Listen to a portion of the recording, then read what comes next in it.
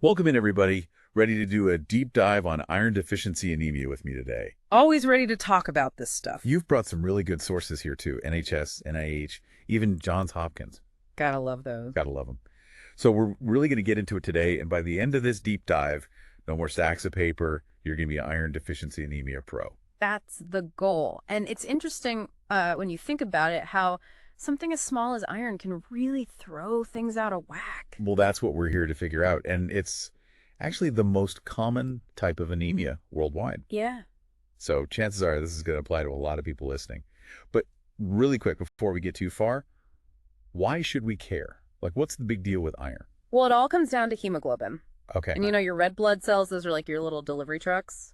Hemoglobin is filling those up with oxygen from your lungs to be delivered all over your body. Oh, that makes sense. Okay. Low iron. Right. Fewer deliveries, less efficient.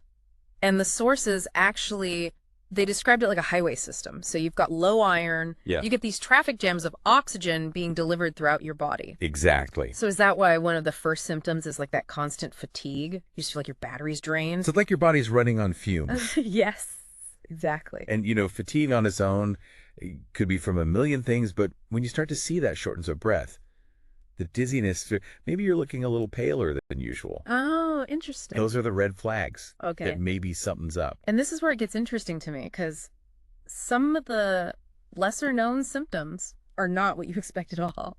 I mean, craving ice. What? Peak high. A peak high. That's like thing. where you crave things that aren't even food. Like I saw clay and paper. What? Why? It's wild, isn't it? It's so strange. The body's a strange and wonderful thing. It really is. And another one, restless leg syndrome. Like that's connected. It can be, not always, but sometimes, because iron's important for healthy nerves and restless legs is neurological. Mm-hmm. So there can be a connection there. So you're telling me something as simple as iron could be at the root of all that? It plays a bigger role than people realize. That's wild. Yeah. So what causes this in the first place? Is it just people not eating enough spinach? Well, it's usually a bit more complicated than that. Right. Diet plays a role for sure. But those sources you've got there, they point to a few different culprits. Okay. And some of them might surprise you. Hit me. For women, heavy periods are a major factor. Oh, okay. You're losing blood every month. Blood contains iron. Those losses add up over time. It's like a slow leak in your iron reserves. Exactly. Wow, and it makes you realize that something as natural as a period could have these bigger effects on your health. It's all connected. It really is. And pregnancy too, right? Yeah. You're making a human. Huge demand on your iron levels. Yeah. Even with a healthy diet, it can be hard to keep up sometimes. Oh, absolutely. And it's not just those situations. Any kind of blood loss, internal, external injury, you could be losing iron. Absolutely. And sometimes it's not just about how much you're losing, but how much your body's able to absorb. Okay, so it's not just eat your iron-rich foods and you're good. It's got to get where it needs to go. Exactly. So what things could get in the way of that? Like, are there medical conditions? You're thinking along the right lines, things like celiac disease or inflammatory bowel diseases. Okay. Those can really interfere with how well your intestines are absorbing nutrients, and that includes iron. That makes sense. Even surgery on your stomach or intestines can throw things off. So this could be way more complicated than you realize. Definitely. Which is why if you're having any of those symptoms we talked about, talk to your doctor. Don't just try to tough it out at home. Absolutely. And even when it comes to treatment like iron supplements, which is what most people think of. Yeah, is it just pop a pill and you're good? It's not always that straightforward. It's not always that straightforward. Okay, so how do you even know if you have iron deficiency anemia? Is it one of those super complicated tests? Thankfully not. A blood test can usually tell you all you need to know. Just like checking your levels? Exactly. They'll measure your hemoglobin, which is that protein we were talking about that carries oxygen. Right. They'll also look at your hematocrit, which is basically the percentage of red blood cells in your blood. Okay. And to really see what's going on with your iron stores, they might check your ferritin levels. Ferritin, that's the one that stores iron, right? You got it. Okay, so you got your diagnosis. You know what's up, what's next. Just start popping iron pills. Well, that's the most common treatment, iron supplements. But like I said, there's a little more to it than that. Okay. Your doctor will figure out the right dose for you, the type of iron supplement.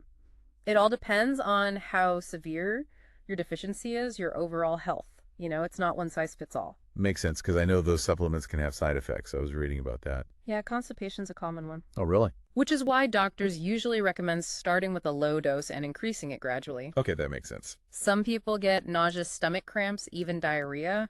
Not ideal. Anything you can do to make those side effects less, intense. Sometimes taking the supplements with food can help, but then again, sometimes that messes with the absorption. Oh, interesting. Your doctor might recommend taking them with vitamin C, like a glass of orange juice, Oh, interesting. that can help your body absorb it better. And if the side effects are really bad, there's always the option of intravenous iron. Okay, good to know there are options. Yeah. So supplements aside, it seems like diet plays a huge role here. So spill the beans. What should we be eating to boost our iron levels naturally? All right. Well, your research was spot on because those sources you've got, they highlight a whole bunch of iron-rich foods, both from animals and plants. Give me the highlights. If you eat meat, red meat's your best bet, Okay. especially organ meats like liver. Okay. Maybe not everyone's favorite. Fair enough. You've also got poultry and fish. Shellfish is really good. Okay, seafood night it is. What about for the vegetarians and vegans out there? Plant-based folks, don't worry, we gotcha. Leafy greens are always a good bet, spinach, kale. Of course. Legumes are fantastic too. Lentils, beans, chickpeas. Oh, yeah. Those are good for everything. They're like the superheroes of the plant world, full of all the good stuff. Love it. And don't forget about fortified foods. Lots of cereals and breads are fortified with iron. Oh, that's a good call. It's all about those little boosts. Exactly. But it's not just about what we eat right. There are things that can block our body from using that iron we're eating. You're absolutely right. Things like tea, coffee, Really? even dairy products can mess with iron absorption. Wow, I had no idea. And certain medications too. So it's like you got to be strategic about it. It's a delicate balance for sure. It really is.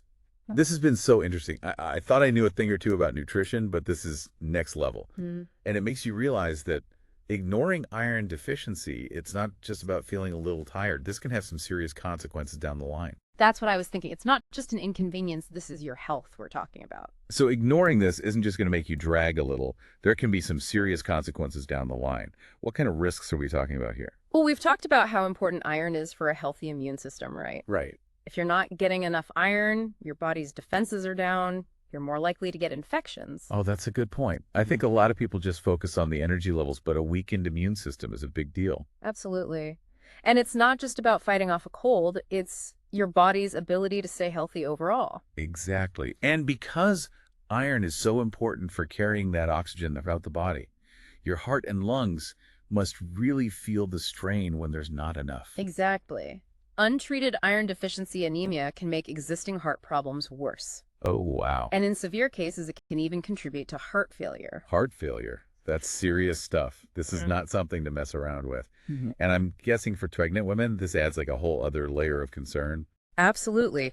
Iron deficiency anemia during pregnancy can increase the risk of premature birth, low birth weight, Oh, even developmental delays for the baby. wow. So it's not even just about the mom-to-be.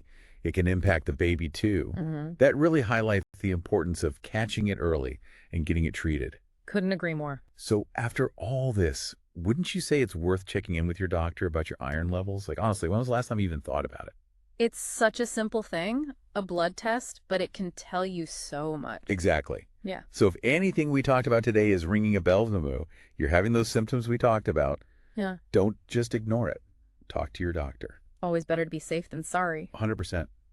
Well, everybody, this has been quite the deep dive. You came in with your research ready to learn. Ready to go.